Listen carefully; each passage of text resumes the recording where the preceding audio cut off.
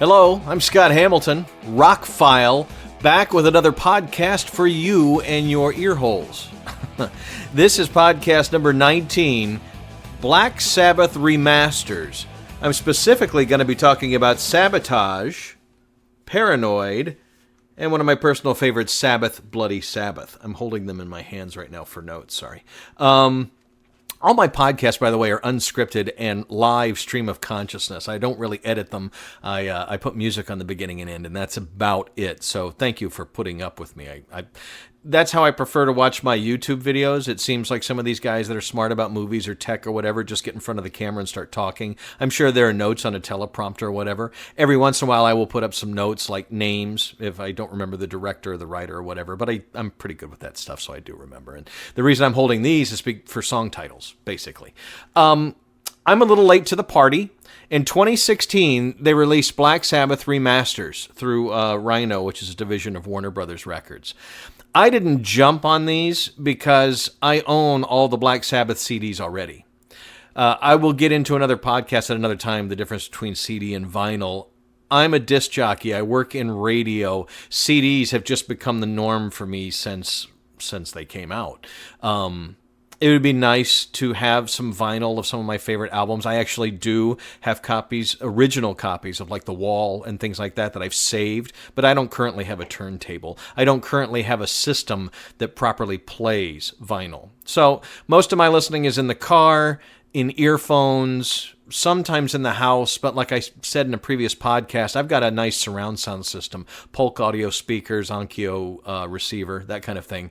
And I listen to some surround sound mixes more than I listen to 2-channel stereo in that particular area. So I had to put these on my Klipsch monitors for my computer, this beast that I record these podcasts on, to really hear how good they are.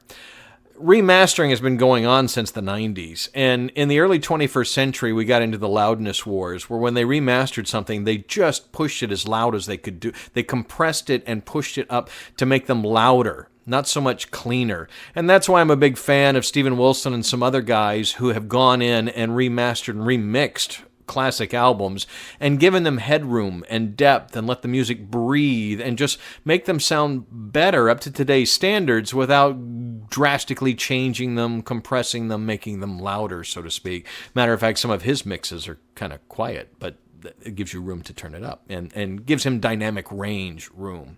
So anyway, long story short, I'm going to concentrate on these three because these are the first three that I got. These are three of my favorite Black Sabbath albums. I will still go back and probably pick up the first one, maybe number 4, but Paranoid, as much as I like Black Sabbath 1, Paranoid was the album.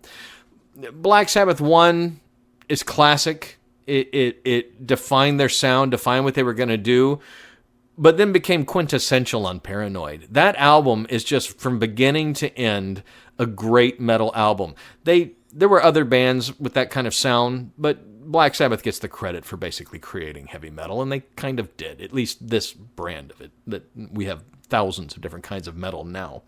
But anyway, tracks like War Pigs, Paranoid, Iron Man, obviously. Fairies Wear Boots was always a favorite one for me. So putting on these 2016 remasters, I was a little leery that they were going to be compressed and what some of the previous remastering had been, and they're not. They're not super cleaned up. They don't sound like they were recorded yesterday, and I think that's a good thing. These are some older, grungy recordings. They are incredibly clean sounding. Like, I didn't hear a whole lot of hiss. Which was inherent in some of the old analog tapes when they transferred them to CD the first time. If you go back and listen to some of the original CDs that were released in the mid to late 80s, there was a lot of tape hiss, and there was a little note at the bottom of your CD that said the digital format you're listening to can realize and let you hear some of the analog problems, that kind of thing. But these, obviously they went back to the original masters. They're very clean. There's headroom. It's not overly compressed. And it sounds like the recording of the time, but without all the garbage. They're really clean, really good sounding. They were experimenting with reverb and chorus and some other effects that were brand new at the time, that they had to do things like tape loops and double tracking and things like that to get what we take for granted now, that we can just push a button on a digital console and make that sound effect or whatever. And it's interesting to hear how Tony Iommi played with his guitar tone and played with reverb and things like that to get these otherworldly sounds out of his guitar. So I highly recommend Paranoid. It sounds great. It's a classic album. If you want to get deeper into the Black Sabbath catalog, their two most progressive albums where they were trying different things, Sabbath Bloody Sabbath and Sabotage. These albums represent really great art from the guys. There are like ballady strange things on here. There are a few effects and things and longer songs and things they were playing with. And I gotta say, they sound amazing as well. The remastering is incredibly well done on both of these albums. The standout tracks on Sabbath Bloody Sabbath, obviously the title track. Spiral Architect has always been a favorite to me. I don't know why, it just is. Sabracadabra is on here, Killing Yourself to Live. Really good Sabbath album, Sabbath Bloody Sabbath. And Sabotage, a lot of people don't talk about that album, but it's got Hole in the Sky. It's got Symptom of the Universe. These are quintessential Black Sabbath songs. Now, the best thing about picking these up now, they were a little bit pricey when they came out in 2016. On Amazon, they usually run about $5.99. You can find them in the Walmart bin for about $5. I'm not kidding. And if you really want to hear a good quality version of these classic albums and get into this older heavy metal music, I highly recommend. I mean, they're too cheap not to pick up. If I see some of the other ones in the bin or whatever, I will. What was strange is when I grabbed, because it just came up in my Amazon feed. I hadn't really thought about these remasters in quite a few years. Like I said, they came out 3 years ago. Sabbath Bloody Sabbath came up in my feed at $5.99 on Amazon. I was like, oh yeah, I got to get that. Why not? It's the remaster, right? I'll give it a shot.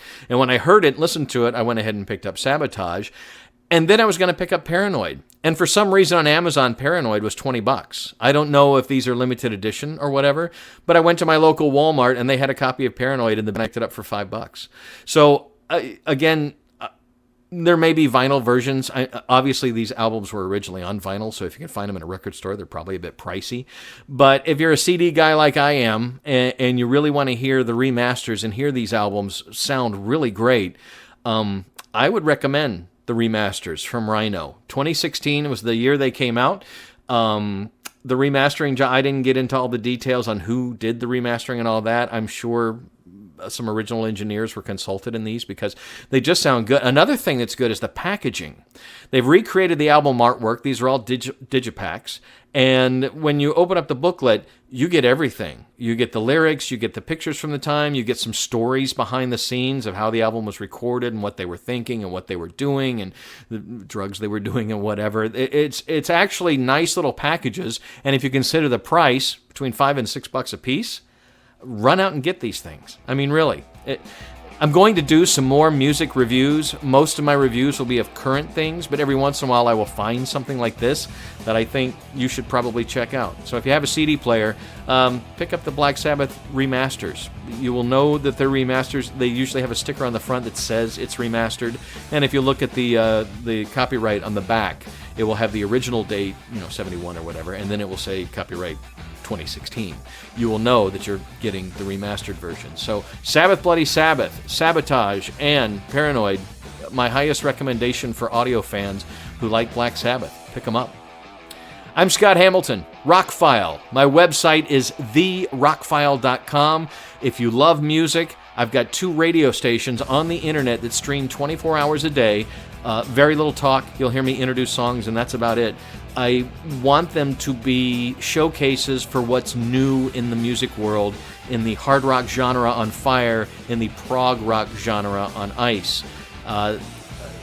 We have so many stations playing nostalgic music, nostalgic rock, classic rock, and even mainstream rock stations are still playing a lot of stuff from the 80s and 90s. That was a long time ago, and as I put on these stations 7 years ago, I have realized that in the 21st century, we have an incredible amount of up-and-coming bands, an incredible amount of amazing albums, really great singles, And a lot of people my age are just, the best music was in the 80s or the 90s. And I don't find that always to be true. Some of my favorite stuff came from the 70s, 80s, and 90s, but I've heard a few albums this year. The new Opeth album, the new Tool album. These are fantastic albums, and if you're just listening to stuff from the 90s, you are missing out on a whole schwack load of tunes. So check out ROCKFILE Radio if you have an interest in new stuff. They do play a lot of familiar stuff too, but there is a whole heaping amount of new music that I put in every week. We get new tracks, and I'm adjusting the music, and I get full record service here in the United States and Europe. And I enjoy listening to them because there's always something fresh on there, and it's not the same old, same old. Anyway. I also have an online store that helps fund these projects. If you'd like to buy some merch for the radio stations or for whatever, or some collectibles or some music and movies, check out ROCKFILE Retail. Thank you very much. Subscribe, share these things if you like them, and I really appreciate you taking the time to listen to this podcast, so thank you.